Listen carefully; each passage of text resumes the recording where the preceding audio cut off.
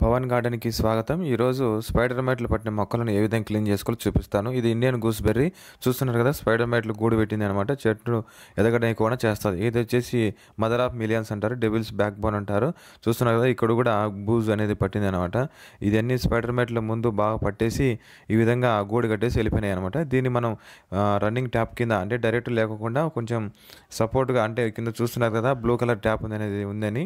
ఇది ఫిల్టర్ అనమాట. ఇది కొంచెం షవర్ మాదిరిగా కింద హోల్స్ ఉంటాయి. ఆ హోల్స్ నుంచి నీరు వస్తాయన్నమాట.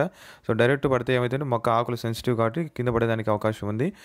ఇదొచ్చేసి ఇండియన్ గూస్‌బెర్రీ. ఇది కుళాయి కింద పడటం లేదు.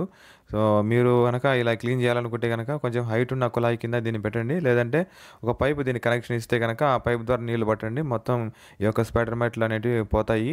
మొక్క బాగా దిగడానికి అవకాశం ఉంటుంది. కింద ఈ పచ్చిమిరపకాయల మొలకలు కూడా చూస్తున్నారు కదా! ఈ మొక్కలు ఈ విధంగా స్పైడర్ మైట్ అనేది పూర్తిగా క్లీన్ చేయడం జరిగింది. ఏమాత్రం స్పైడర్ మైట్ లేవు. మొక్క కూడా బాగా తడిసింది. ఆకులు కూడా బాగా తడిసినాయి. ఇలా వారానికి ఒకసారి లేదంటే నెలకోసారి తడుపుతా ఉంటే మొక్క బాగా పెరుగుతుంది.